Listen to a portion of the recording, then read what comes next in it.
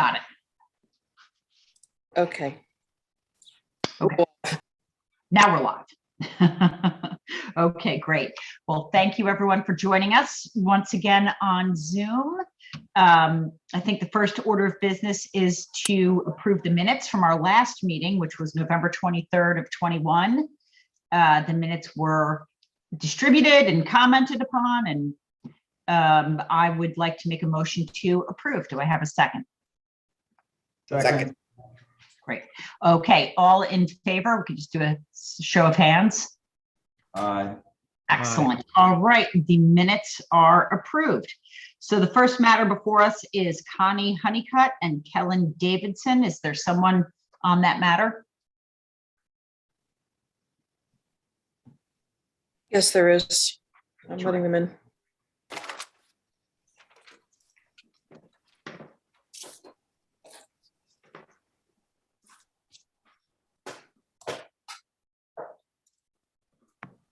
This is Arthur Chabon. Hello. Hi there. Would you like me to share my screen? That would be terrific. Yes, thank you. Okay, I think you should see the application sheet. Yes. Yep. Okay, so I'm Arthur Chabon. I'm the architect representing Kellen Davidson and Connie Honeycutt. And our request is for a side yard variance to place two, can you guys see the little hand waving on the screen? Yes. Okay. To place two air conditioning condensing units on the south side of the property here. The property is in a historic in the historic district. It's an original home from the early 19th century, and our request is simply to place these two condensers up against an existing fence. I'll show you in the photographs here. You can see in white where we're proposing the condensers, and there is a, I think it's in excess of 7 feet, an existing fence that would completely screen the units from the neighbors. We would, in addition, have screening on our own property for just for cosmetic reasons for the homeowner. Okay. That's the Yep. essence of our submission. Okay. And this is just a side yard. This isn't a variance or for coverage or anything like that. That's correct. Just side yard. Okay. And why there? Why is that the right location? Well, it's out of the property, as you can see, is in the first image extremely narrow. There's a maximum distance that the condensers can be from the units that they serve. So we have to comply with that. And in addition, I mean, the other side of the property, I believe, is somewhat exposed to the neighbors. So this would provide the most screening for the neighboring properties. Okay, May I just so ask? you I'm said sorry, go it- ahead, Charles. You said it was just the side yard, but the application says front yard and side yard. That's yeah, I'm not sure what that's about. No, that we were not requesting anything relating to the front yard. I think that's just a clerical mistake. So are you right up against the fence that borders the neighbor's property? Yes. And these things make some noise, I suspect? Very, very little. The new units are extremely quiet. There's no reason why you couldn't tuck them closer to the house and away from the neighbor's yard? Well, as you can tell, the property is really, really narrow. We're talking about, what is it, 25 feet wide. So, and this is a family with budding children soon. And, you know, they want to try to keep the side yard, the backyard as unobstructed as possible. And, you know, already, you know, these units are compromising the rear yard. But again, why couldn't you put them up against the back of the house and away from as far away from the neighbor's property? There are terrace doors. There's no place. There are doors on the backyard so that there's a window you can see in this image. There's a could go into window the window. here. They could go into the and, window. They could go into the window theoretically, could they not? Not there. There's also a patio here. You can't see it because it's covered by snow. So that would render their patio unusable. And there's I a got door here. This is their only access from the street is through this opening here. But there is a rear patio back there, as you say. Yeah, there's a rear deck right here, but that's their only, or will be, I should say, their only paved area on their backyard. Okay. What's on the north side? Just another home? Another home, yeah. And I think they put a lot of thought into this, and this seems to be the least offensive for anybody. I mean, certainly it's completely invisible to any of the neighboring properties. No, but it's the sound that would be the issue. Sound, right. Yeah, these units, I can tell you that the new units are very, very, very quiet. That sounds great, but I don't really know what that means. Right. Do you have any? Has the neighbor been notified and have they raised any issues? The neighbor, well, of course, all the neighbors have been notified, and there have been no issues. Yeah, is there anybody here who would like to be heard on this? I want to give people a chance, but I'm not seeing any. There's nobody raising their hand to speak, and oh wait. Sorry, it looks like that was John, the board member. Okay. Was there anything in But there's writing? nobody else raising their hand to speak, and there are no comments in the chat in regards to the application. And nothing in writing from anyone, Sarah, correct? No. Nothing that we've received. So Artie, the spec sheet says that the sound is 51 decibels for cooling and 52 decibels for heating, which is pretty quiet.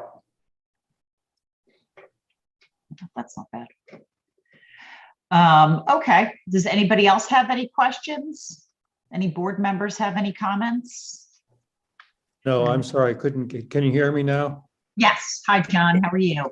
I'm well. I was on. I couldn't get into the audio, but I'm on now. I don't have any questions. I just wanted you to know that I am here and was present during the discussion. Okay, great. Terrific. And nobody else has any comments? I had a question, Judd. Yep.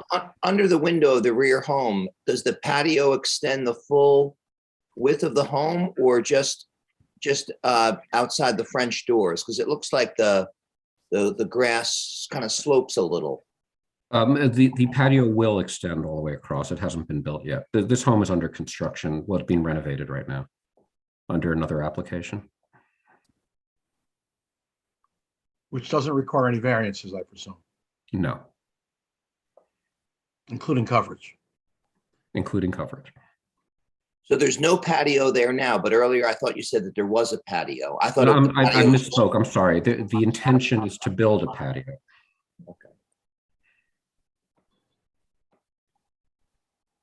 Okay. Any other comments, questions?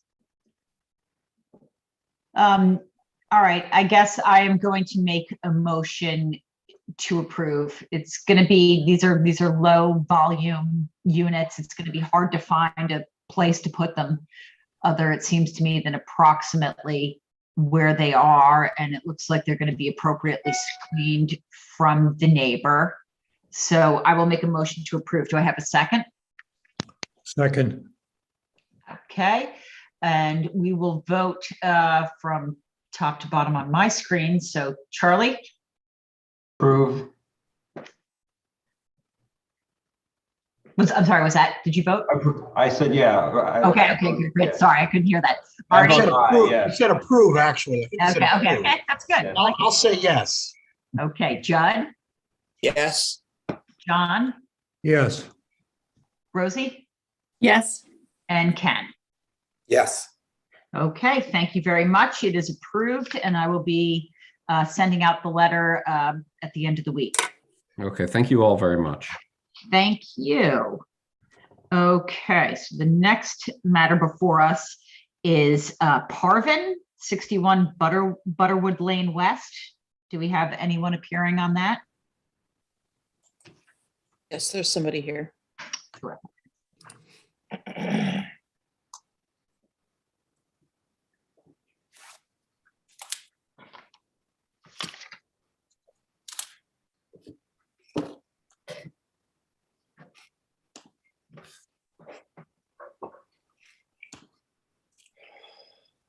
Good evening, all. My name's Steve Seacon. I'm the architect working with the Parvin family. I don't know if any of you had an opportunity to go past the site or familiarize yourself with the drawings, but we're being referred to you from the planning board after a number of meetings and having addressed their issues and the consulting engineers' issues and the landscape architect's review. So the project, I don't know if it's easier for me to share my screen with you at this point. Yeah, that'd be great. Thank you. Okay.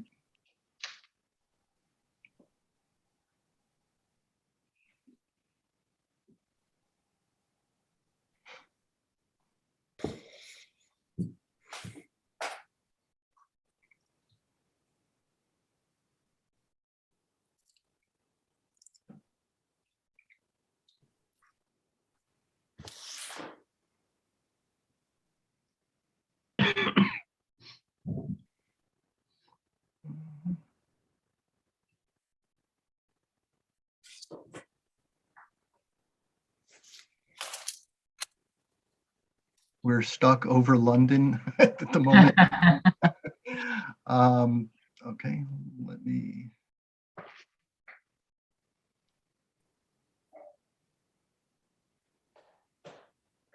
Gonna land this plane quickly.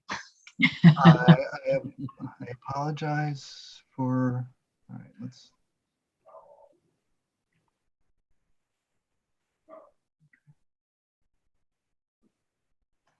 Be careful what you click on there. Be careful now.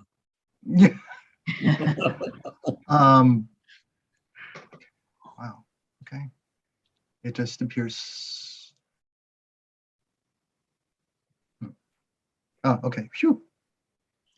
That took a while. Sorry about that. That's okay. Life in the time of Zoom. Yeah, okay. Okay, here we go. Sorry about that. Okay, so the project is situated at the end of a cul-de-sac, and it has not a unique, but an unusual situation. And part of this is why we're before you tonight for two variances. This is the existing house. There is an existing deck to be remodeled. This pale tan is a new proposed deck, and this little blue rectangle is a proposed above ground pool. And the basic nature of the site is that from the end of the cul-de-sac to the back, which borders on Hamilton Road, this grade descends about 18 feet in elevation. So, we're trying to get a little bit more usable yard and usable terrace outside space, as well as accommodate, a sort of sensibly sized pool. Naturally, what we're, also trying to do is, to take advantage of, best practices in trying not to disturb the site more than necessary. And we've gone through many iterations to come to this project before you, which, the planning board seemed comfortable with after, a couple of meetings and clarifications. And the two items, requiring variances at the moment are, one is kind of an anomaly in the Irvington Code, because you can't have a pool behind the rear yard of house that fronts on another street, which is in section 224-59.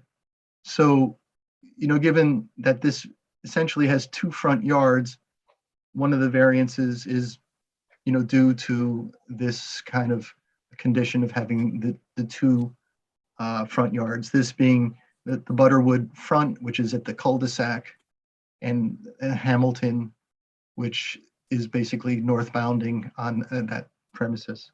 The other is a variance for coverage. And in this district, there is a maximum of 16%. And we're approximately around 24. And, largely this is due to the deck, part what's existing, part what's here, and part of, the deck size is utility, safety. There has to be a certain passage, around the pool. And basically, we are trying to make it as small as possible, but, functional, and also, trying to address all the issues that, any potential neighbor, may have. So in that respect, what Okay. is, I'm sorry? So I've been to the property, Okay. and I can tell you I'm not terribly worried about the second variance that you're looking for, the pool near the street. It's just sort of the way the property is. It's not going to really bother anybody on the back side of that property. So it's not too troubling, but talk to us in terms of coverage. How much over allowable would this be? Coverage is always going to be the problem. Right. So, basically what the planning board wanted us to do was to assemble surrounding neighbors and, evaluate and analyze the coverage of, I think they swung about a 200 or 300 foot radius around, and we ended up with 9 properties under review. So what it revealed was that the properties range from the low of 13.4% to a high of 28.6%. And the analysis is included in the submission on drawing A2.2. So there's a chart in the low, if you'd like me to, I'm happy to go to that and pull that up. Okay. So let me.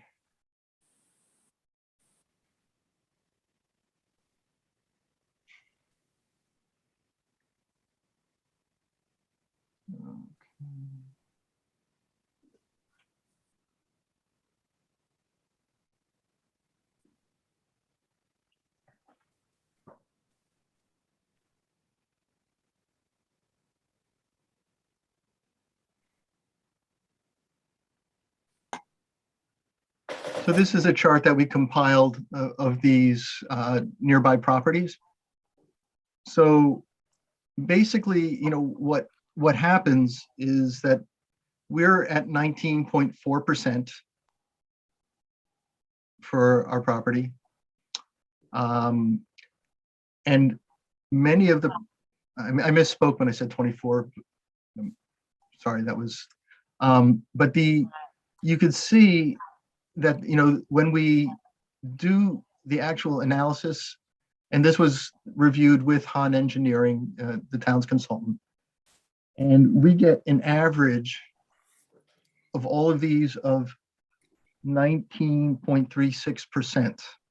So the fact that we're at 19.4 in context for the neighborhood really shows that we're not asking for anything that's really, outlandish. But it is over. There's no question. But the other thing we have to look at a little bit is that, if this was an at-grade pool or an in-ground pool, there would be far more land disturbance, far more drainage measures, and also, less utility, to the owner. So, we kind of consider this really a win on many frontiers. We have 4 letters of support from all of the adjacent neighbors, and I'm happy to share those with you as well. And they're not tepid, by the way, they're enthusiastic, full-throated support letters. And, they've been good neighbors. We've been responsive to all of the requests for the planning board and providing extra screening and, other things, to make, the transition, to this project, as seamless as possible. So, we're hoping If I look at these numbers here, though, I guess what I'm seeing is if you're just looking at the Butterwood Lane, because I understand Hamilton and Broadway are near the property, but they're really not in what I would consider the neighborhood. Butterwood Lane is sort of its own little cul-de-sac neighborhood. And there's only one property over allowable. And there's one that's 100, that's 2% over allowable, but there's only one. The other properties are all under allowable, and you want to go to 23% over allowable. So that would, if you throw out the one outlier, really everybody's under allowable, and I'm not sure. 23% is not outrageous, but it's a little higher than we like to go, frankly. Does anybody else have any thoughts on this? Sarah, it's the same reaction looking at the numbers. Exactly. Anybody else have any thoughts? Yeah, I just got two questions. One is, did you say that the pool will not be at in ground or at grade? It's going to be above grade? It's above grade, yes. How much above grade? If you take a look at the elevations, so the rim of the pool sits about 4.5 feet above the grade. And a lot of this is due to cut and fill and, the depth of a pool. This is not obviously not a diving pool. This is Right. So what's the dimensions of the pool? 12 feet by 20 feet. So you're building a 12 by 20 foot structure that's 4.5 feet tall. I mean, this is a lot different than an in-ground pool, which we sometimes consider because it's at grade, you don't really see it. You're going to actually build a structure that's 4.5 feet tall that has those dimensions, correct? That's correct. Yeah. The other question is existing. You didn't include existing within your I don't know whether you have that number available. So for instance, what is the existing coverage now without this additional construction? And what is the existing percentage if you have that available? If you have to run through, I don't mean to have you do the math exercise, but No, so I have to work up those Yeah. numbers, but Okay. So the only two numbers you're giving us are allowable, which is 3232, and the proposed, which is 3978, correct? Not existing, correct, right, yeah.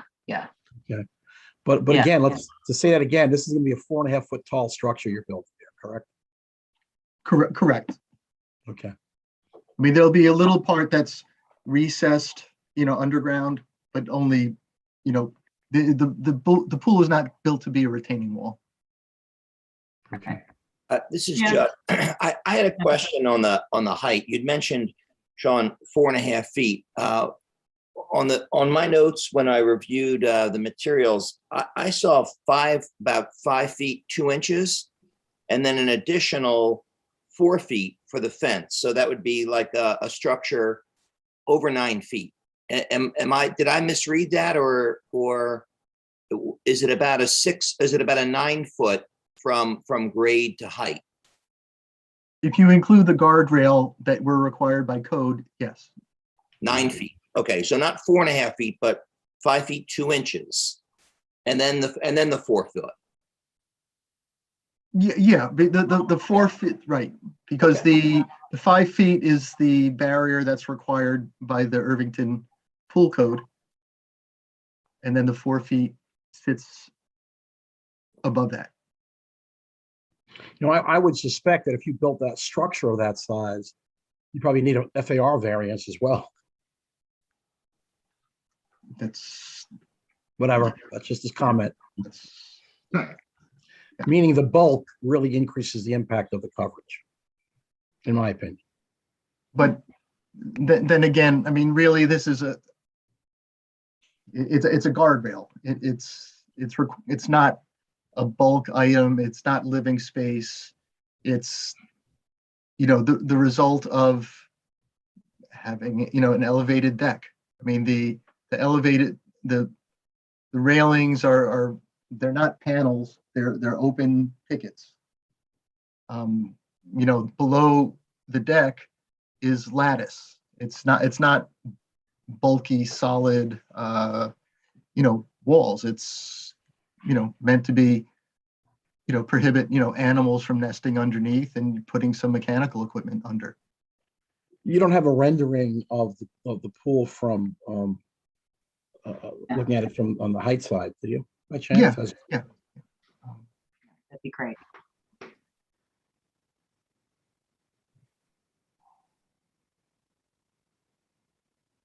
So Artie, in the application materials, it says the coverage is exceeded by 23.1% over the allowable and 18.5% greater than existing. Okay. So it sounds like the existing is 4 and change over. Thank you, sir. You're welcome. Those 2 computers you have sitting at your desk there, right? Or 3? What do you have? 4. All right, you're over there. So this is a side elevation. So this is the elevation of the top of the pool. And so that's required to be 5 feet tall. And then the top is required to be 4 feet. So yes, cumulatively it's 9, but this is essentially transparent. I mean, it's a very open, kind of railing. What is below is, remember, this is going to be shrouded. This is going to be shrouded and concealed with, vegetation and screening, that was approved by the Planning Commission. And further screening was implemented at the Hamilton side to add privacy and, it's really a very low key pool. Is it above grade? Yes, it's above grade. Is it something that all of the neighbors are on board with? Yes, it is. The Planning Commission seems to sense that it's appropriate, and we're fully aware that we're asking for a variance. The lens that we're looking at through is, in the neighborhood, it's appropriate, and it seems to, while it's high on the Butterwood, spectrum in the neighborhood, it's, appropriate and not really standing out. And, the idea also is that, different properties lend themselves to different solutions. And, the previous solution that we had kicked around with, the owner was substantially larger. And, we've taken pretty, rational measures, I think, to come up with something that meets the program and is also, approvable. And, something that, we think really is, a sensitive kind of solution for the actual, problem or issue at hand.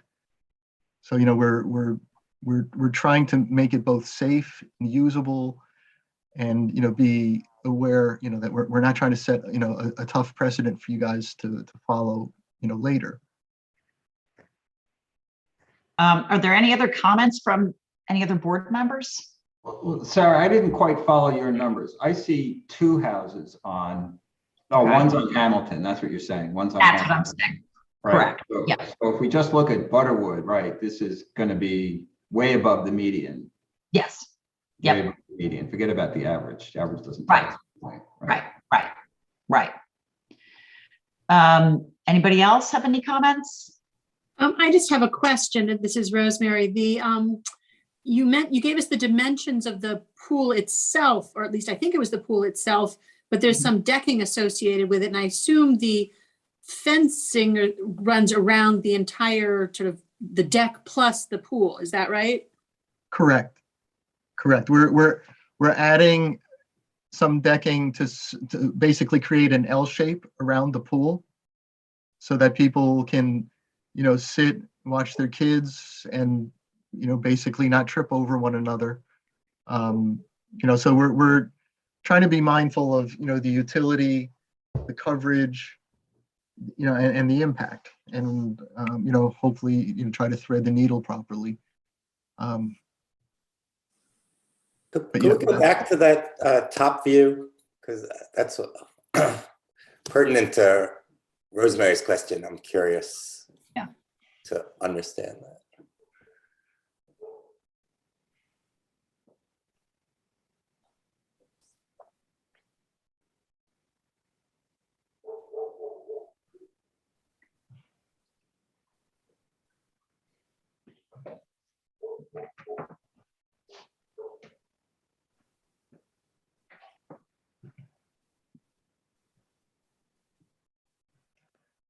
So Yep. this part that I'm drawing with red is existing. This part, the X is new. This is the pool itself. So, the basic, I mean, you need 4 feet by code to walk around the pool. If you're gonna have a ledge, we have 5. The reason being is, having a chair and a little bit of passage. And here, a little bit of space to, watch, and here trying to, keep this, more related to the house. So that's kind of where, that, came from. And this area would all have guardrail, all, basically this all has guardrail. Are there any other comments or questions from the board? And any from the community? Is there anyone who wants to be heard on this? think there- There's somebody raising their hand to speak. Kim Taylor.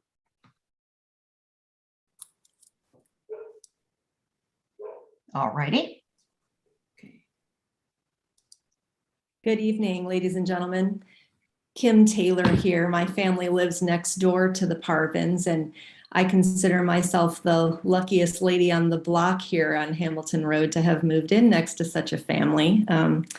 I get to speak not only on behalf of my family, but on behalf of the neighborhood. We're a pretty tightly knit community here on Hamilton Road. I'm at 36 Hamilton Road, which I believe is to the east of the Parvins property. And I know that I speak on behalf of all of us up and down the street, not only in support of the Parvin family's project here, but also to let you, ladies and gentlemen, know that we don't feel that this particular project, knowing the layout of the Parvin's property, would be really, it would just have minimal, if any, impact on us as neighbors. The landscaping is appropriate. The infringement on privacy really is a non-issue from our perspective. And we, in fact, would welcome the improvement to our mini community here. Great. Well, thank you. I appreciate that. Is there anybody else who'd like to be heard on this? Okay. So, I'm sorry, was somebody speaking? No, there's nobody raising their hand to speak, and there are no comments in the chat. Okay, great. Thank you, Sarah. I think there are a couple of issues with this application. I do have to say, I have seen the property, and I would say I'm actually a little more concerned with the coverage than the volume. I understand what you're doing given how the property slopes, but it's high on coverage. It's out of the norm for the neighborhood. And I'm not 100% sure you couldn't sharpen your pencil and bring that coverage number down a bit to where we might be more comfortable. But that's just me speaking. I mean, I can't speak for anybody else. I'm happy to make a motion on this and we can vote on it. I'm also happy to give you a month to go back and maybe take a second whack at this, and also make sure everybody gets a chance. I don't know who's been able to see it and who hasn't. The weather's been deplorable. COVID's been on fire. I don't know if everybody's made their way out there, but I do think in particular, this is an application that you kind of have to see it to get a good idea. So if you would like to ask for an adjournment and maybe come back with a slightly smaller number on this, that would please me, but again, I'm only speaking for myself. Does anybody else have any input on that? I mean, I I just think have a- that's, I'm sorry, go I was ahead. gonna say, I like that suggestion. I am a little concerned by the overall coverage number and being a little out of tune with the immediate neighborhood. I just have a question, Steve. Are the existing decks, were they there lawfully? Yes. There's been Meaning nothing. there would have been a variance because it seems you're above what's allowable, so the decks would have required a variance. There was nothing noted from Ed Marin, in that regard. Frankly, they look, how do you say politely, vintage. So I'm fairly sure that they were with the original house. And also because the way that the doors kind of go to the outside, it looks natural that they were there when this was originally built. How old is the house, do you know? What, approximately, how old? I think, is it okay if I text my my client? I mean, no, I mean, it's not a home from the 19th century, something No, like no, that. No. It looks like from the 70s, I'd say. I'd say the 70s, yeah, Okay. Yeah. maybe early 80s. So, is it possible to do like a straw poll to sort of do, because obviously each revision costs my customer, Sure, time I and money. understand that. And, with the, supply chain hiccups and all this, every Right, time we right, get, right. so we want to obviously, present you something that's approvable, but Right. we also don't want to, put up the white flag too early. And, we if we're going to make changes, we want to make, one change that's approvable rather than, a series of, concessions and Right. so forth. Listen, we don't really do straw polls. I think I've been pretty clear in what is bothering me, which is the number of the coverage, I think is too high. That's my biggest problem with this application. Anybody else on the board who would like to give a little direction of how you're feeling about this, that would be, I'm sure, appreciated, but it's by no means necessary. I mean, at the end of the day, we vote on applications. In my opinion, this application would benefit from another month.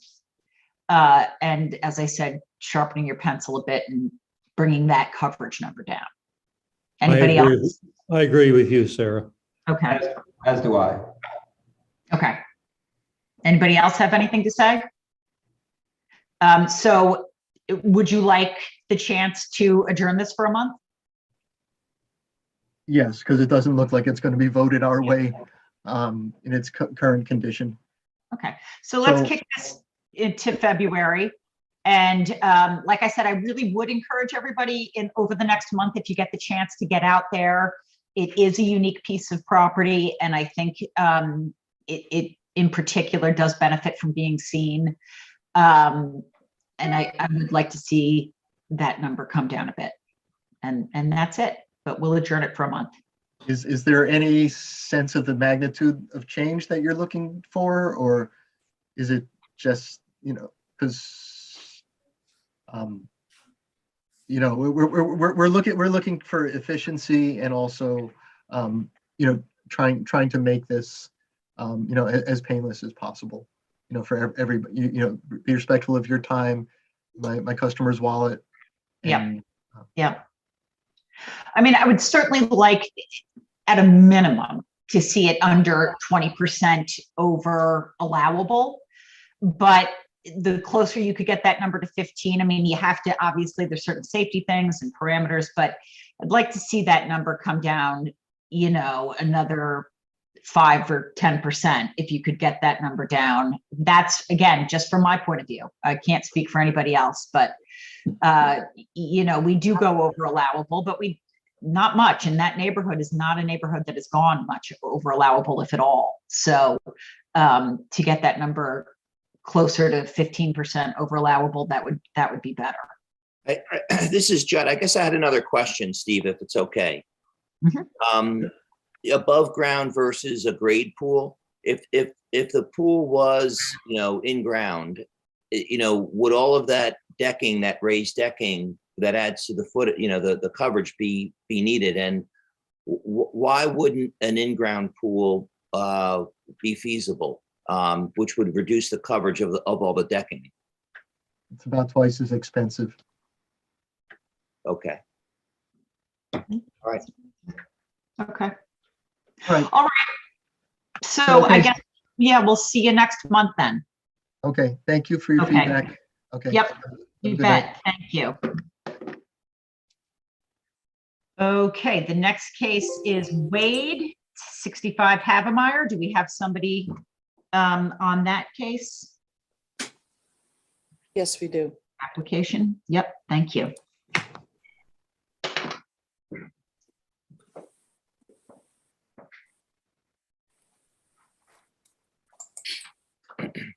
Good evening, members of the board. My name's Bill Witt. I'm the architect for the project at 65 Havemeyer Road. And I'm here tonight in support of my client's application. That's Sean and Lisa Wade. They're requesting a rear yard setback variance in order to construct a partial second floor over their existing one-story house. I'd like to share the screen with you as I continue my presentation if I could. That would be great. Thank you. So here you're looking at the site plan. And this is kind of a tricky lot, as you may have seen if you had a chance to look at the site plan, the survey. The house currently sits as close to as 20 feet from the rear yard set line here. We're proposing the second floor furthest away from where that incursion could occur. And as I said, it's a partial second floor. They really need to expand the house to make more room. They've got a growing family. And the nature of the site is such that there's just nowhere to do a first story addition. So we very quickly locked on to the idea of expanding this house vertically. So we are proposing, as I said, a partial second floor. It looks like it's going to encroach by 2 feet at the closest point here, as I circle this. So that represents the shaded area is the proposed second floor, which sits directly on top of the existing house. I would like to note that we are not proposing any ground disturbance or increase in lot coverage or impervious surface. This is strictly just building on top of what's there. What you're looking at here is the existing first floor plan and deck. This is all existing to the house. We're renovating this portion of the house, which currently consists of a bunch of small bedrooms and a small kitchen. So by renovating it and going upstairs, it allows us to move the family bedrooms upstairs, do the bathrooms, nicer sized bathrooms, get the laundry where we create laundry, and just create the added living space without having to expand the first floor footprint. And so that's essentially what we're asking for. As I said, we're not going to be disturbing the ground in any way to construct this. No trees will need to come down. There'll be no disturbance to any slope that exists on the property, and no impervious surface will be created. But we do request a 2-foot rear yard variance in order to construct this second floor addition over the existing footprint. And as I said, the closest point is about 20 feet currently. And this is neither a coverage nor an FAR issue? Correct. Correct. Just 2 feet into the backyard. Yeah. Yes. Yep. Yep. Bill, All is right. that a new 2 feet, or are you going over the existing footprint you said? I'm going over the existing footprint. Let me show you the first floor again. This corner here is where it currently is 38 feet from the side yard. This corner of the house is currently 21 feet. So as we go back to the plan, here we are looking at that 38 foot point. Gotcha. So you're not doing any, you're not going any more than what you already are. Correct. Got it. Stop. Stay right there. Yeah. Any board members have any questions or comments on this? Anybody who would like to be heard, who's on the call? Nobody's raising their hand to speak, and there are no comments in the chat. Terrific. All right, then I will make an application. This is a pretty modest request as far as I'm concerned. It's only 2 feet into the side yard, and it's over property that's already covered anyway. You're not, it's not a real incursion in that sense. And no coverage issues, no FAR. So I will make a motion to approve. Do I have a Second. second? There you go. Great, excellent. And we'll go from bottom to top on my screen. John? Dimling? Yes. Sorry. Okay. Ken? Yes. Rosie? Yes. Charlie? Yes. All righty. And Artie? Yes. Judd? Yes. I get you. And I say yes. So you are approved, and I will send a letter out this week. Thank you. Thank you very much. Have a good evening. You Sarah, I too. wasn't asleep. I'm at the top of your screen. Oh, you know what? It's different on my screen than yours. That's the problem. So yeah, believe me, I get confused too. All right, Callahan is our next case, 23 Matheson. Is there anybody on that matter who is here to be heard? Yes, there is. Okay, terrific.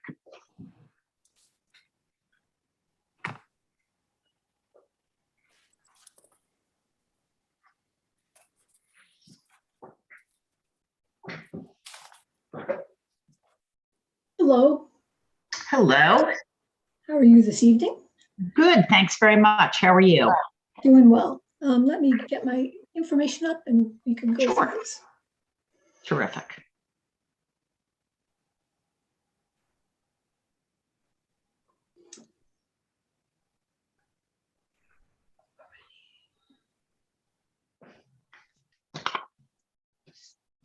All right, I'm going to introduce you to the project quickly.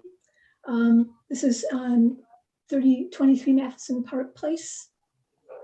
Let me just do something, please. I have to unhook a monitor because it flickers. All right, so this is a project where we're adding on to an existing house. This is orientations change. This is the south. A small fireplace. It's a wood burning insert, and it's projecting from the house. A total of 19 square feet. This is a view of the side elevations, the rear elevation, and this is sorry for this. This is the house where this fireplace is. The second fireplace goes on this side, and I'll show you an elevation. This is the area. This is a view from the front of that side. This is the existing fireplace. Make it that a little bit bigger. This is the existing fireplace, and then we're adding another one here. This is the area that's being put. These windows are approved to be removed under another application. This is one that we're going to be asking the ARB about. And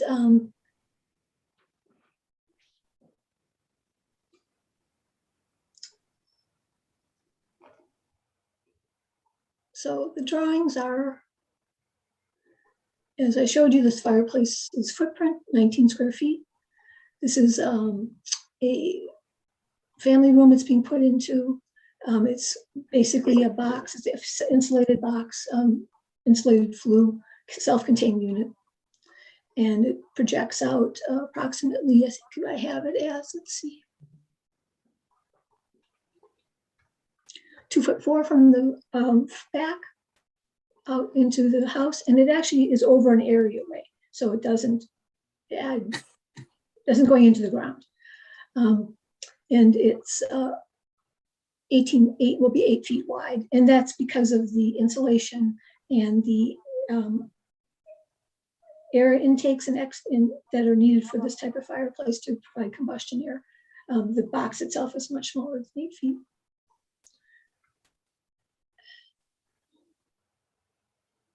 Let me ask you, so there's a coverage. So how much coverage is being added? 19 square feet. 19 square feet. And so is the property already over allowable? Yes, it was. It was over. It had a variance in 2016 for some coverage. And I have pulled up the planning board application.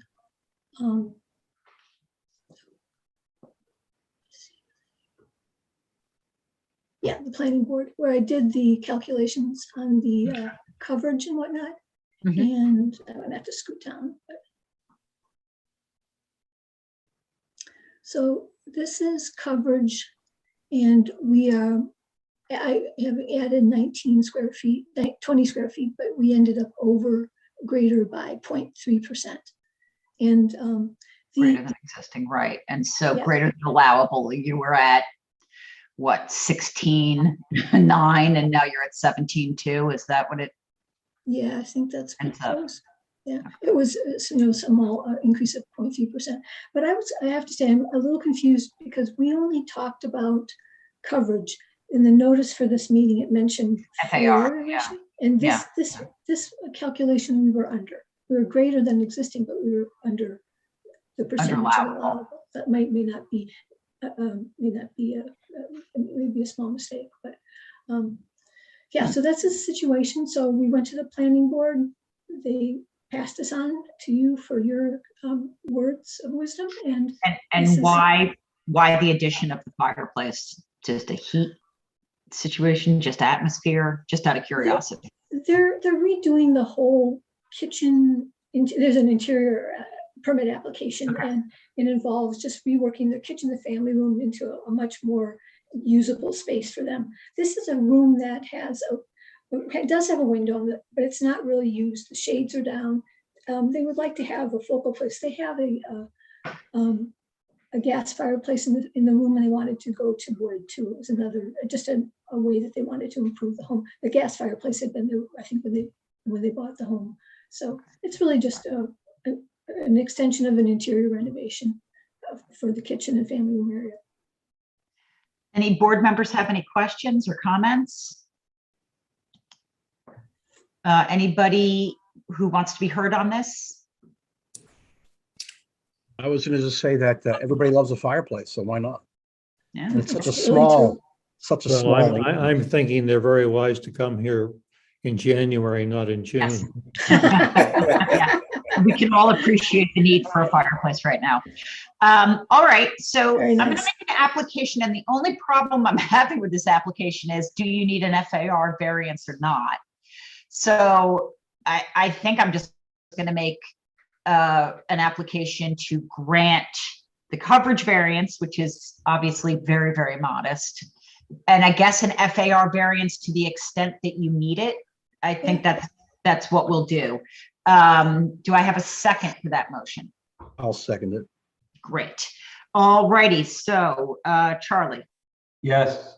Ken, Yes. Rosie, Yes. Artie, Yes.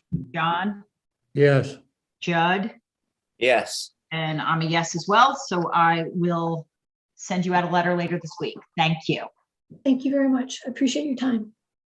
No problem. Okay, the next is Chandra and Mohan, 49 Field Terrace. Do we have somebody on that? Yes, we do.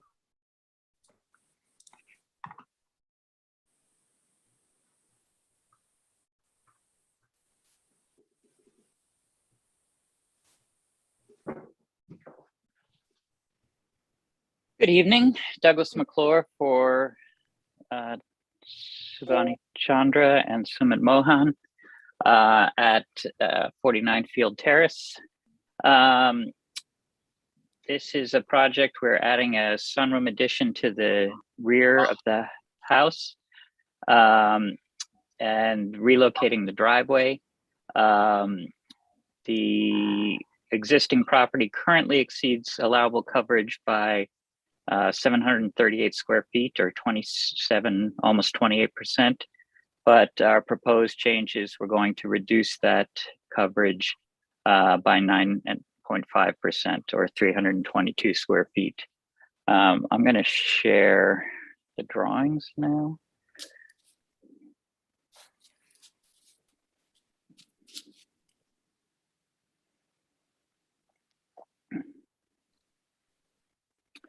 Okay.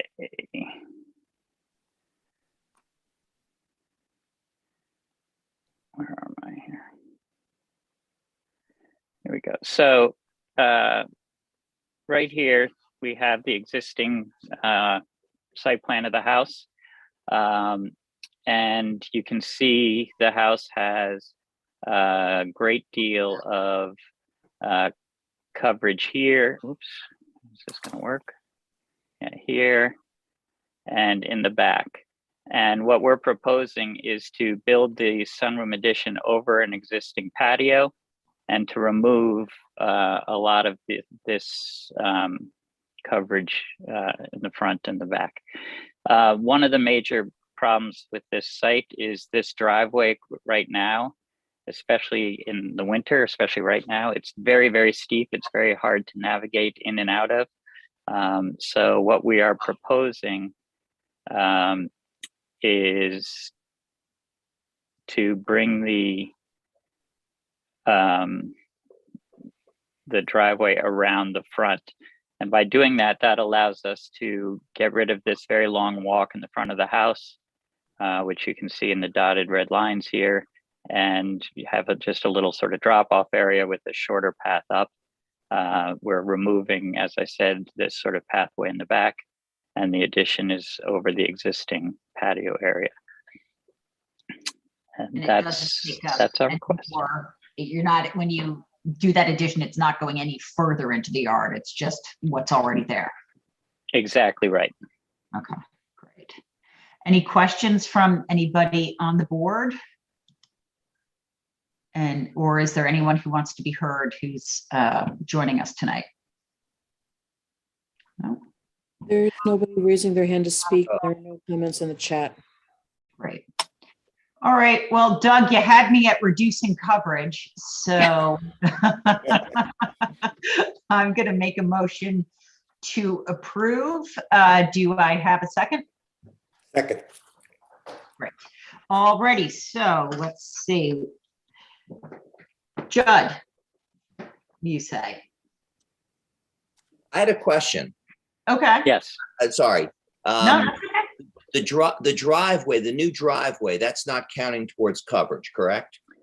No, and one of the interesting parts of Irvington's code, driveways do not count for coverage. Okay, just wanted to clarify that. I approve. Okay, great. John? Yes, I approve also. Artie? Yes. Rosie? Yes. Ken? Yes. And Charlie? Yes. Okay, and I vote yes. So you are approved, and I will send out a letter later this week. Thank you very much. Have a great Okay. night, everyone. Thank you. You too. Look, is that at 31 Maple Street? Do we have somebody on that motion?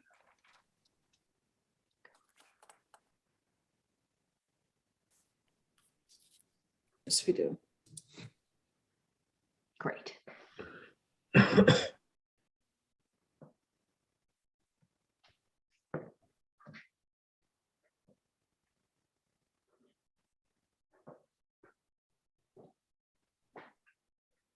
Hello, you hear me? Yes. Yeah. Hi, my name is Greg Sharp. I represent Justin and Sylvia Lukash. They currently reside at 31 Maple Street. They are requesting some small variances for some of the work that they are proposing to do on their house. I can share the screen with you to present the project. Great. Let me see.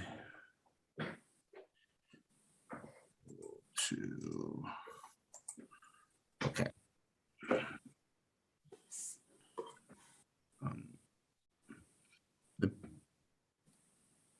The current house is a very small house that's on a small lot on Maple Street. The house is currently has one bathroom, so the concept behind the nexus behind doing the design was to add another 1.5 baths in order to facilitate their 4-person family. So they currently have 2 small children.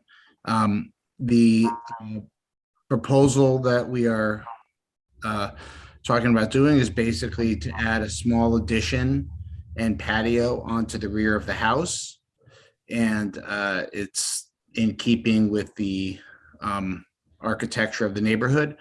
The addition is and work is 100% inside and in the rear yard. Nothing's visible from the street. And let me get to. And so it's basically adding a small dining area in the back and adding one small bedroom to the upper floor as well.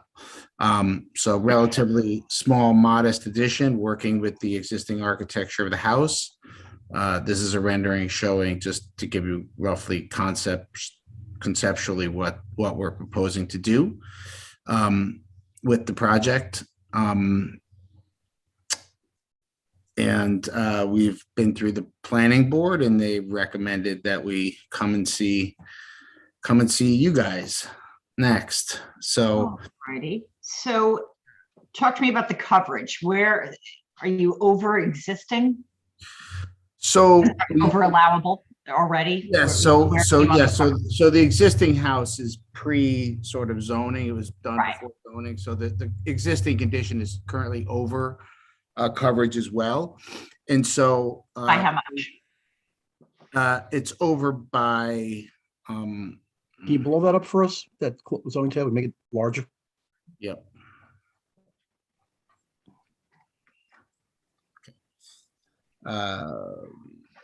Max lot coverage. Okay, it's currently over by roughly 100 and something feet, and we are proposing it to add another couple hundred feet. So let me go to 1133 minus 996.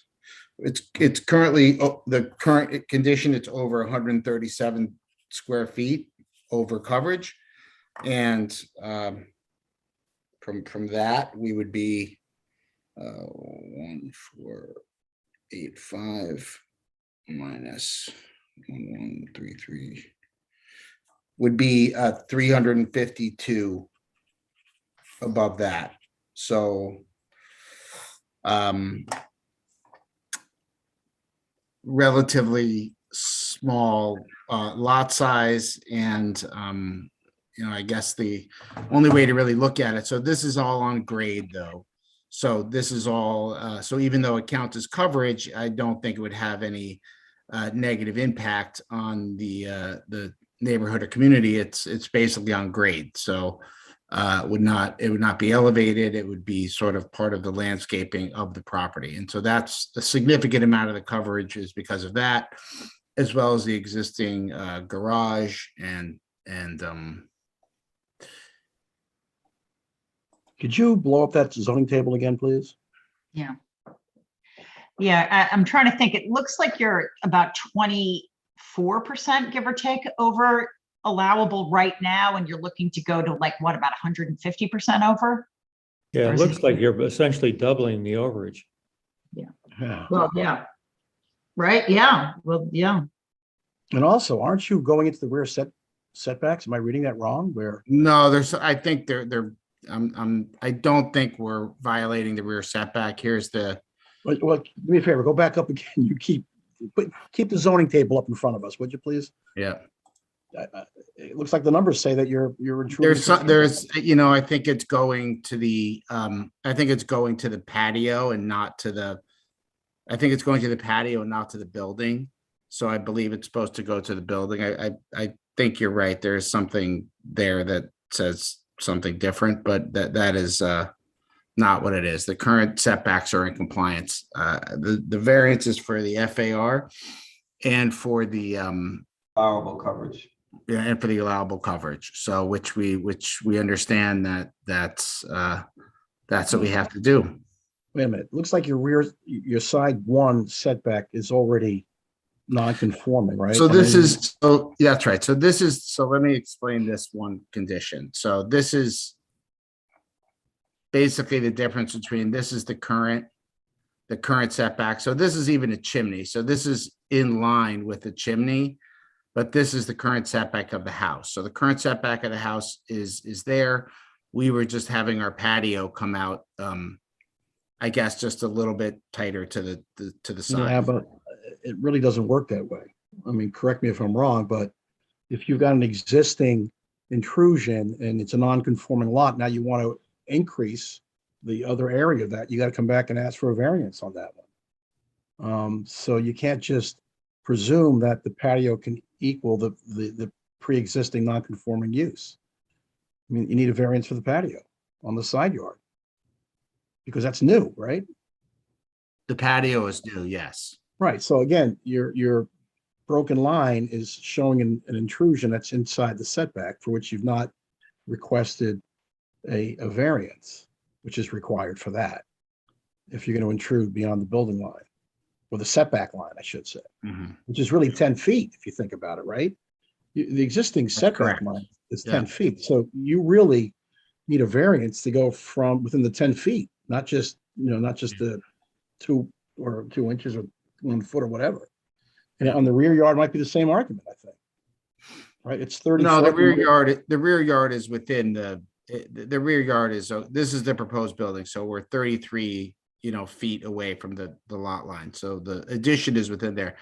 The patio is what we're talking about, which is on grade. So this is an on grade patio that we're on a small lot. So obviously, yes, I understand that this is this is the way it is, but I think this is in keeping with other projects that have been completed in the neighborhood and does not pose a serious I don't know, violation. But you still need a variance for it, right? And you still need it to be noticed to the public and things of that sort. Although again, is a variance required for, I think it is. Is it required though for a patio? I'm not certain about that, Sarah. I'm not certain that it is. I think he's right. I think it's from where the building is, not a ground level, is what I thought. Correct. So going back to your table then, so the table really should be, if you go back to the table, so if it doesn't include the patio, and it may not include the patio, I might be mistaken, then you're not really intruding into, right? So those should have said no change or whatever, I guess. Yeah. I mean, look, these neighborhoods tend to be a little difficult because all the houses are over allowable, from the beginning. So Sarah, could you hold that thought and could we go to page 8? Because it has a comparison of all the houses. Okay, that would be great. Yeah, let's look at that. Yeah. And they have presented this to all their neighbors and they do seem to be on board with the project as well and do not feel that it's not in keeping with the neighborhood. So it's on page 5 in your presentation. It's on page 8 in what was posted, but this is it. You're talking about this, right? Yeah, exactly. Yeah. So let us take a look. Okay. All right. Okay. So like when I look at this in terms of coverage, it seems consistent, right? Like it's smack in the middle of what the neighbors are like. FAR is a different issue, but in terms of coverage, right, it's consistent. Right. Okay. Well, of course, we don't know what those letters, where are the letters depicted? Can you show us the photograph of the letters? Yeah, of course. Well, they're all on Maple. That's right. It's the whole, it's the Yeah, so I would maybe throw out Station Road, but I mean, even Station Road, I guess, is at the bottom of Maple. So, you're right. Those are all comparables for sure. That's the neighborhood. Right. But FAR is a problem. FAR is different, but I am taking your point, Charlie. I think this would basically be sort of right in the middle of coverage for this neighborhood. Right. But let's talk about. Although, how about the comparison to the jutting of the house into the backyard? Are there other homes equally extending into the backyards? Yes, this is a common sort of addition in this neighborhood. I think there was one done literally 2 houses down that has the same addition. The neighbor's house right next door has a little appendage in the back. So the architecture is very much in keeping with other projects' appendages.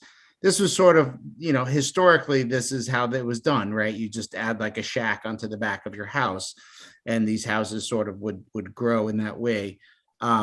but this is definitely in keeping with other projects that have been done in the neighborhood of very similar proportions. Yeah.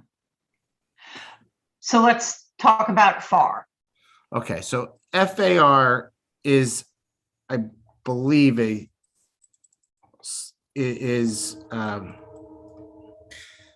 okay, so the FAR issue, okay. So the existing FAR is 2,192 and the proposed FAR is 2,189.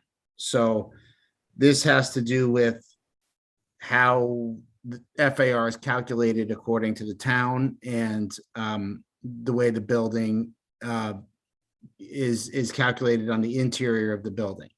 So yes, it's over FAR, allowable FAR, but it's actually roughly the same as existing.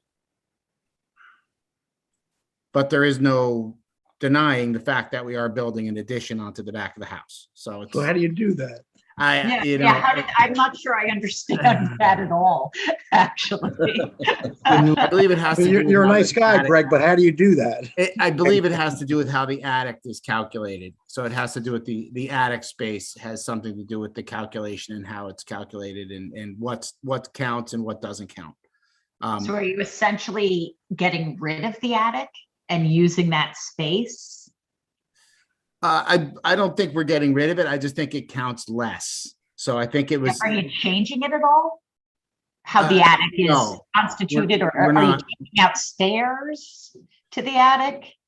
That would change it.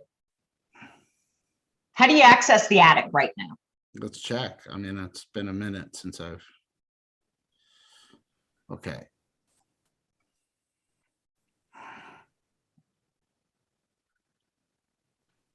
That is what we're doing. We're taking out the permanent stairs. Yes. Okay, that makes a difference because with permanent stairs, the attic is counted towards the FAR, but without permanent stairs, it's not. So that's what's happening. You're eliminating the counting of the attic. And I knew I did something smart at one point. Okay. All right. Well, that does explain why the number actually goes down a little. Any comments from board members? Well, it's just that he has a different number on the analysis of adjacent properties, at least in the handout that I have. Okay. Right, for the FAR. Okay, so yeah, what is the number?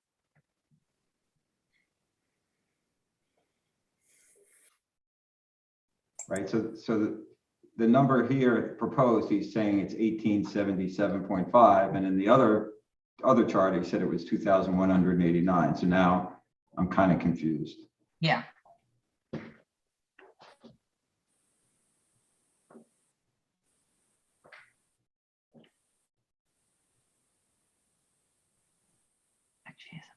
Well, this is coverage, right? So This was that's done, right.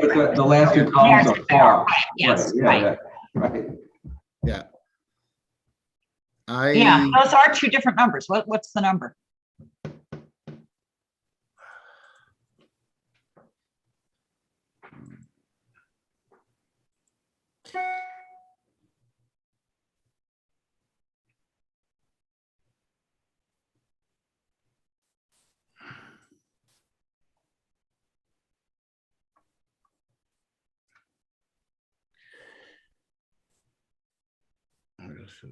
FAR, yeah.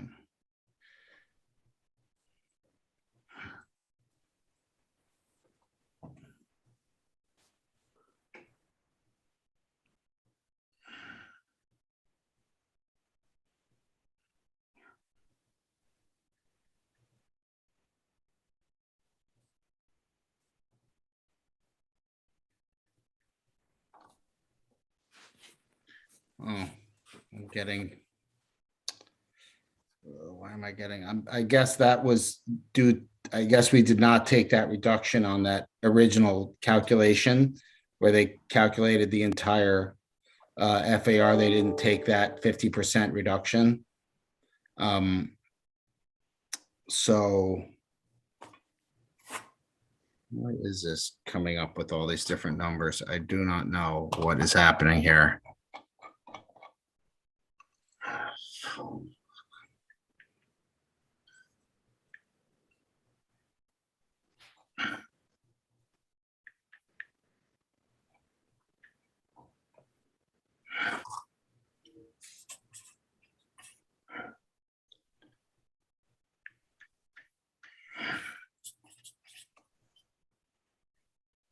Yeah, I mean, it's going to be a little hard for us to make a decision until we know exactly. numbers foot, right.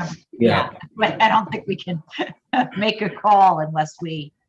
Yeah, the original number of the 2176 basically does not include the reduction of the attic. So that's why these numbers indicate as this. So the FAR is indicated as existing and proposed is because is of this attic. So basically that's exactly what's happening. Okay, and both of those numbers are over allowable, but Yes. it is what it is. Yeah. Slightly less. That does make sense to me because attics do count differently depending on how you access them. And so I'm sure your attic as existing right now is counted towards your FAR, and that's right. We're changing that. Yeah. All right. Any questions from board members or comments? Yes, can you show me the diagram again where you're removing the stairs? Yeah.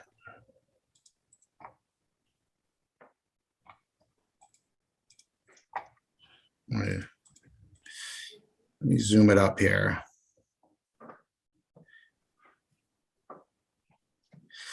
Okay. This is the existing house. There were attic stairs. Wait a minute, it's the second floor. The attic stairs right there where you're. Yep. Okay. Attic stairs. Yep, right there. It says demo stair. What's the existing attic? Look, is that the existing attic on the right side there, top right? Existing attic, top right. Yep. Yeah. What's the height of the ceiling there? It's not that this is it. You know, I mean, I could give it to you, but it's not great. Okay. So show me now what you're gonna do when you take the stairs up. And then this is the new one, right? So there's no. Gotcha. No stairs, secret stairs. How would you access the attic? There would be a pull down, like a typical access ladder. Okay. An attic ladder. Gotcha. Thank you. Any other questions? Or anyone who would like to be heard who's on the call? No? Doesn't look like anybody's raising their hand. Sorry, I was on mute. Nobody's raising their hand to speak and there are no comments in the chat. Okay, terrific. All right, then I will make a motion. I'm going to make a motion to approve. The numbers are not pretty, but we've run into this again in these neighborhoods where they're undersized lots. And we've allowed numbers in this range for sure. It's a relatively modest addition to a house, frankly. If you do walk around that neighborhood, he is right. It's consistent not only with the coverage numbers, but more or less how the neighborhood looks. People do go into their backyards and put up a little addition on the back pretty frequently. And the FAR number, because of, the way the statute is written, it does come down. So I'm going to make a motion to approve. Do I have a second? Second. Great. Okay, so Judd, what do you say? Approve. John? Yes. Artie? Yes. Rosie? Yes. Ken? Yes. Charlie? Yes. Okay, you are approved, and I will send out a letter later this week. Thank you very much. Thank you so much for your time. Thank you. Got it. Bye. Bye-bye. So I think our last case of the night is Roberts, 1 Hudson Road West. Do we have somebody on that case? We've approved a lot, so they're taking a risk.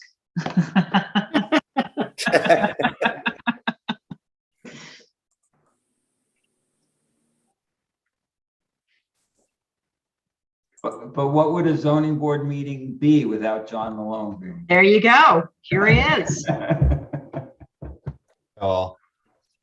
So when we last met, we promised to sharpen pencils and take another look at coverage. And we also promised to bring you more information on the fence that is the pool fence. So I'll share a screen. Continue Moving on. So in terms of building coverage, here's a diagram of, oops, sorry, zoom in here.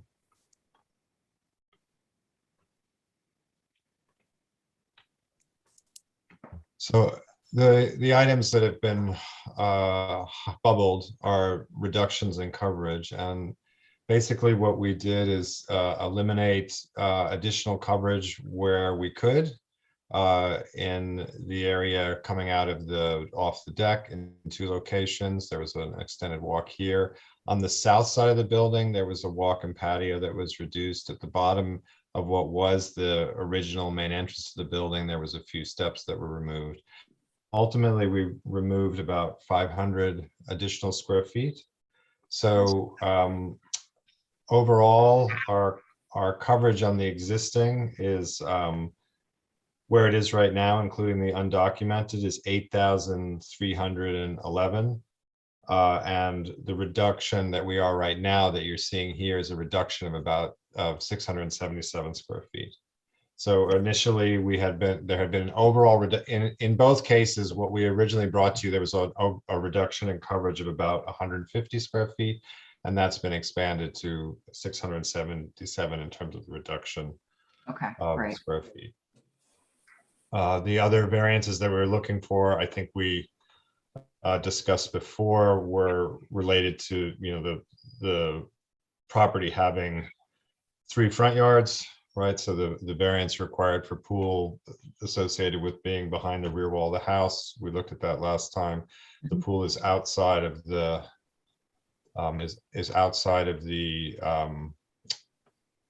was originally, when we were in planning board, was in the Broadway buffer slightly.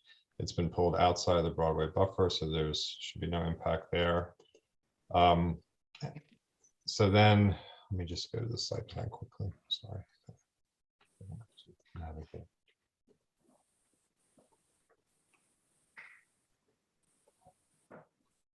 So this is in the new site plan. We have buffering, and we are showing a pool fence in this location here. Okay. That pool fence is replacing an existing deer fence. So just quickly to go through that piece. When you're on Broadway now, this is what you see. You can't really see the fence. The pool fence that's being proposed is slightly shorter than the existing fence. If you jump onto the wall and put your head over, you can see the fence, the deer fence, slightly. So that's what is on site right now. This is the winter view of the house from Broadway. Again, you can't see the deer fence the way it is right now. You can't see the pool, but you can see the house. The proposed plantings that we're proposing here are shown here. So this is the existing condition. These are the proposed plantings. We're showing new skip laurels, and there's one pine that's being added to just show that more closely. This is the winter condition. Again, you still don't see the fence because of the height of the wall. But Well, John, if you're on the other side of the street, you do see the fence, right? Oh, you still can't really see it. I was there. And I'm not that tall. I could see the fence. You could see the fence, deer fence, clearly. I don't know. If you zoom into this, we can. I also noticed that there's a playset there. Is that playset on your drawings? Is it going to stay there? Is it within 50 feet? I thought that it was. That playset's being removed. It's being removed. Thankfully.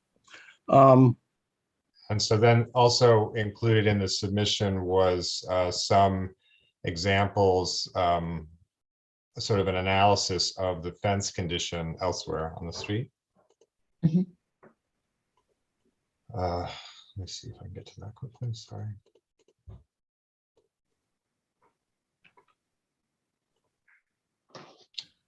Going the wrong way, I guess.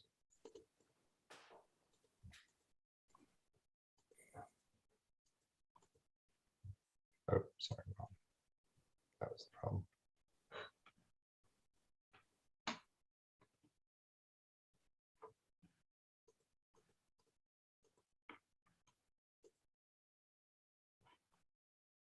So this is an analysis that we submitted this time of fences on the street. So you'll see, this is the condition of the proposed project. What's the best way to do this? The neighboring property to the north, and then additional conditions of fences that are there now. Isn't This is Cindy, the- John, isn't Cindy Lane on the other side of the street going north? B is on the, yeah, the other ones are on the No, other C. side. C. B is on this side. If I'm walking or driving north, when you come into the village, because your client's home, I think is the first property in the village. So it's really the gateway to the village. And Right. I do acknowledge you have that dilapidated white fence there, but I don't think we approve that. But then you continue, right? You're into all of that Columbia property where there's no fencing, there's no intrusions, there's nothing. As you continue going up Broadway, looking to the west, right? If you continue with those views, you don't see the fencing that you're depicting on these other homes. I think we just showed in here, this was an analysis of other fences, right, that were in, no, there aren't any fences on, we didn't analyze these because there aren't any fences in the buffer there. So these ones that we had shown you were fences that were associated with the buffer, the buffer property. On the Right. other side of the street. Right, but still within the Broadway buffer. I understand that, but if you're looking to the left where you come into the Columbia property and all those properties going all the way up, there are no fences. Right, and again, but we're not proposing a fence that is visible in any significant way compared to fences like, you know, this was a fence that was recently approved, right? A new fence. Right, we're not showing a fence that is going to be visible from the street here, right? It's visible And if you're certainly with the walking. planting that's being proposed, there's no fence that would have any visual impact whatsoever. I guess the point I'm going to get to is, why can't you push the fence outside of the buffer? It's a huge piece of property. You've got the pool. Well, I think Let me just finish. I Sean, would just push finish. back it in terms of the Let me finish. location of the pool. Artie, we John, can I look back finish? at that. I just don't understand why you can't push the fence back so that you respect the buffer on that side of the street. You've got plenty of space in that project. It's a huge property.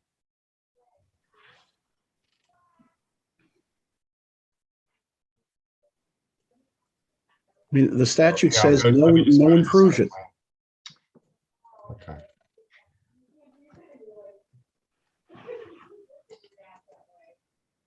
Okay, so, So to get to the plan for the pool, right, yeah, let's talk about the pool. And right? So the buffer for the pool is here, yep, right? yep, So if you put the fence outside of the buffer, right? It Yeah. would be right at the edge coping of the pool. yeah, That's the buffer location. right, Unless you move the pool. Right, but the pool location, you know, we've gone through, I think, a lot of variations. I think the pool location has been moved as tight as it can this direction, right? Given the development that's here. We discussed the impact that the pool would have on the more public side of the building. This is really the new front of the building. This is a more prominent front. I think, you know, the location of the pool was sort of had been established as sort of the best location potentially for the pool. The And your fence, fence is, how far is your fence from the buffer? How far is the fence into it? is 13 feet, you know, so it's, you know, from a percentage base, it's, you know, a little under 75% into the buffer. And from the Again, as you pull, I'm sorry, from go the ahead. fence to the pool is how far? The fence to the pool is about 30, what is it, 37 feet? So the reason the fence is there is that it's in the planted buffer area, right? So that it's not visible. The goal of the pool fence is to reduce its visibility as much as possible. Can you remind me of the the style and height of the proposed fence?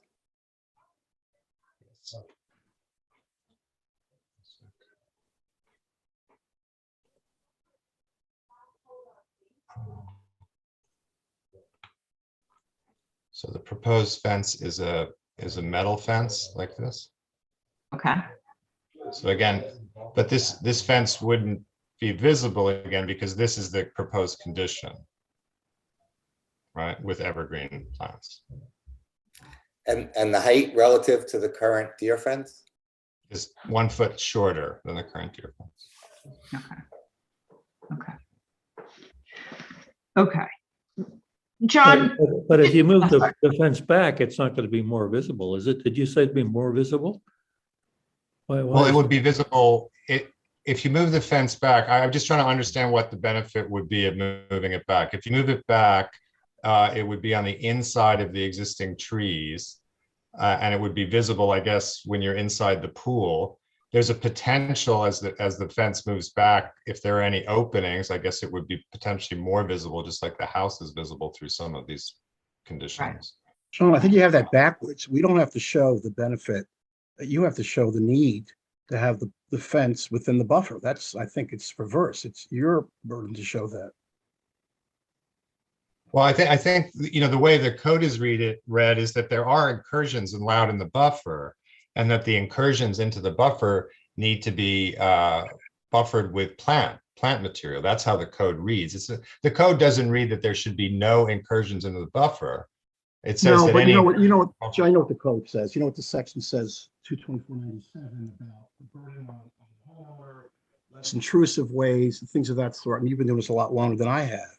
So again, I think there's less ways for you to protect the pool with your required pool fence and intruding 35 feet into the buffer. That's the point I'm trying to make. Yeah, but I think this incursion is not atypical. It works with the design that's here. It has no visual impact or impact to anybody off site. So I'm trying to understand how, in this case, what would be the mitigation? I know you're saying from a strict read, you'd say that nothing would be allowed in the buffer. No, I didn't say that. I didn't say that. I just said that I think the burden is on you, or meaning the applicant, to show us why it is that you need to intrude into the buffer to the extent you're doing it. And as I pointed out, I walked from your house up to the Columbia property, and there are no other fences for the most part. It's meant to be an open space. You look to your left, it's gorgeous. And my fear is that your fence goes up within the 15 feet, then we have a problem with anybody else on that property line down the road. That's my problem.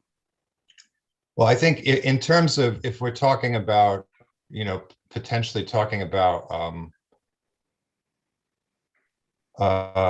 precedent, I think there's other examples of the precedent that we were just looking at.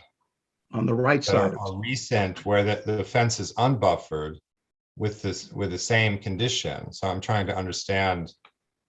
Let's get off the fence for a minute, because I think everybody's kind of made their points on this. We can circle back, but I'd just like to go through a few other things first.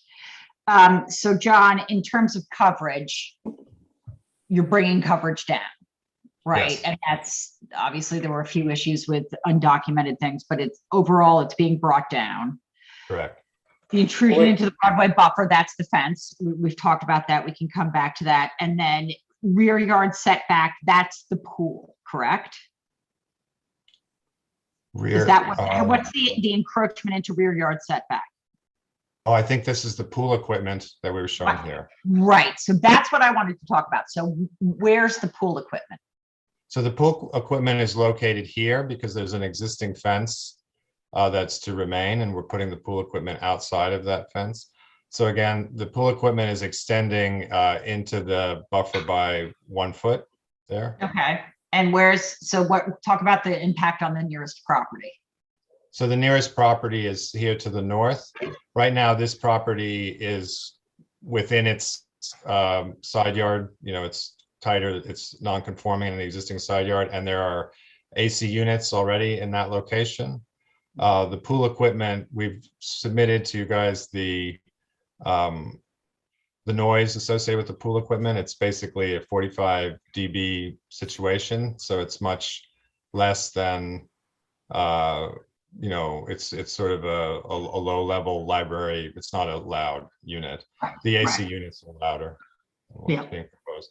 And it's buffered by existing planting right now. And the way that this side yard is being used by the house and this area is being used, we think that's the right place for the pool equipment.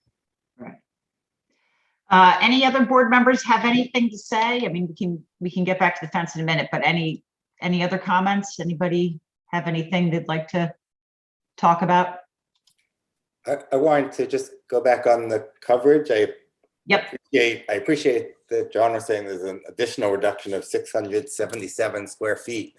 I just want to be reminded of what the allowable is and what it was currently and where it's proposed to go to. So yes, originally it was at 833. Hold on, I don't have a percentage. No, it was at, hold on, let me pull up the thing. I had it separate so I could go quickly.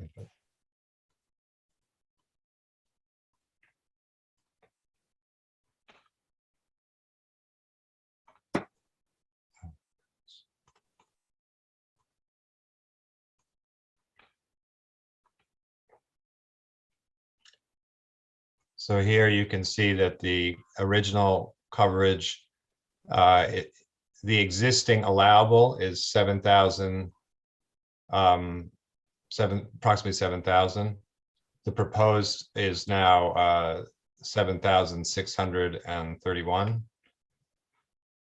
But the existing coverage that was currently on site was 8,311, the undocumented work. And so the reduction from the undocumented work is 677. So it's going from 8311 currently, including the undocumented, down to 7634. Right, and that's an additional reduction from 500 square feet from where we were when we were last in front of you. And how does that compare with neighboring properties? To remind us, I think we've been through this, but I just want a quick refresher on that.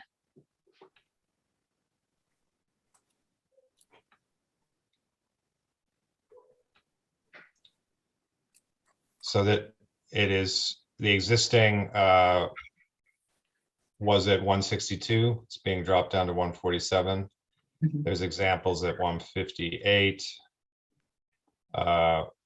Most are over, few are over at the amount that we're at. We have one at 169, 144, 183, 216, 249, 155. So most, I think the average is probably somewhere around 150. If you average these out, there's some very high numbers in this neighborhood. Right. Any other comments, questions? Are we allowed to talk about fencing again? Yeah, of course. Yes. I just wanted to sort of get everything else out and we can circle back to that. Yep.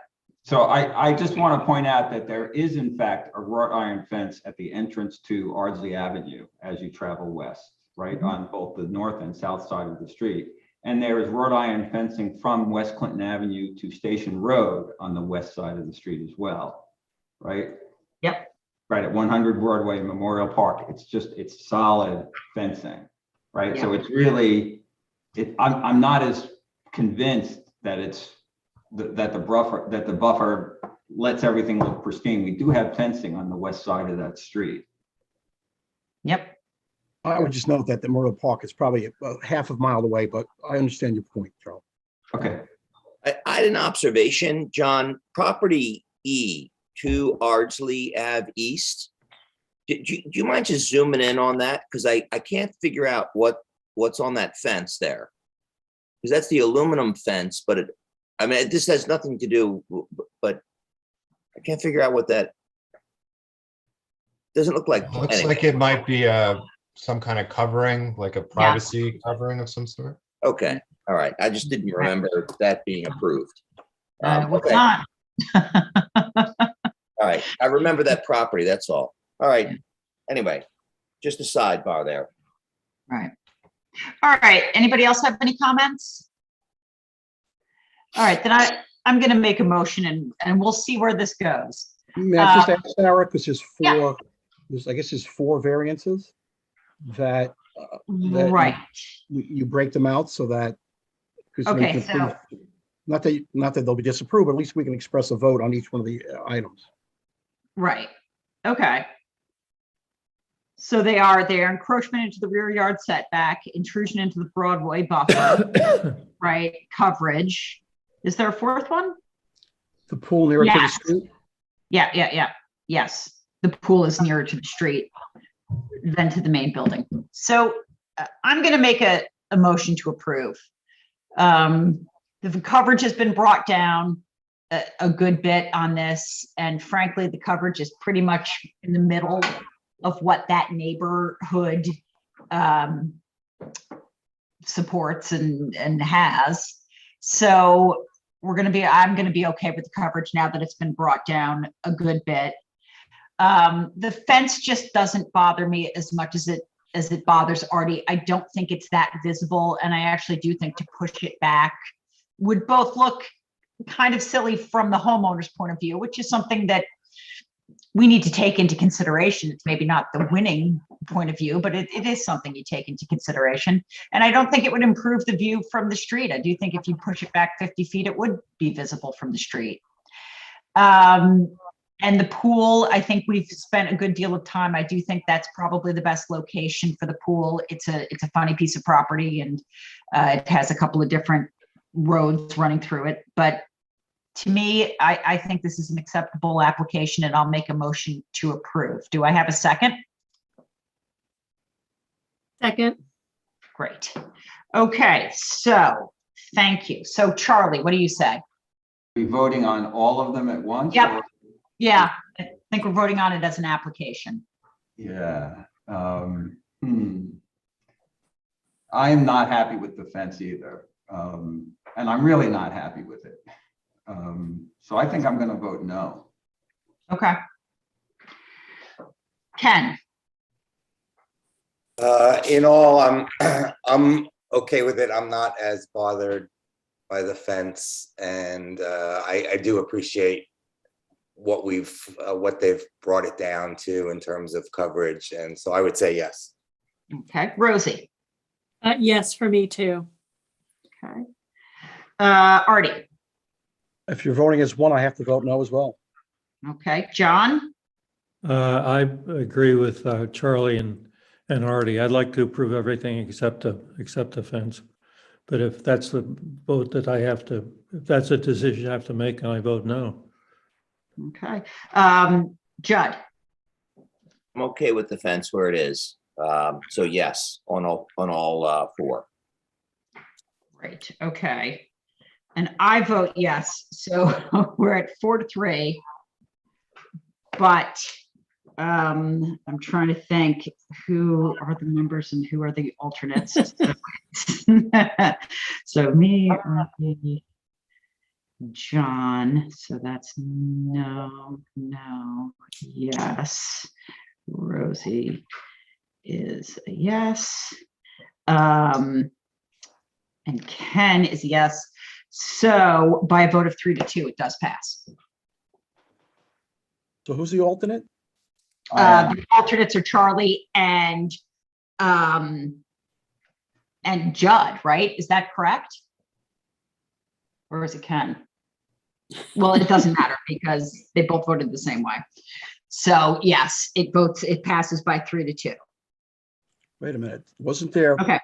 three? Who was? Check me on this because I could be wrong, but let me go through it again one more time. Yes. Oh, so you're right. Charlie is an alternate, Yep. so his vote is discounted. With all due Right. respect, Charles. Okay. Yep. And John and I are the two no's, and the other three. Yep. So okay. Yep. You sure right. you sure Charlie's an alternate? Only kidding. That was a squeaker, but you are approved after several recounts. So, that's what we just do now in American elections, I guess. So you are approved. I will send you a letter this week. Okay, thank you very much, guys. Have a good night. And I appreciate everybody hanging in there on a long night with a lot of cases. And I will be in touch before next month because I don't know right now if we're on Zoom or in person. The order, I guess, only goes through the middle of February, beginning of February, something like that. So Unless we wear masks, can we wear masks on Zoom? That would do it, right? If we wear masks. Okay, thanks. all right. Thanks, everyone. Bye-bye. Bye-bye. Right.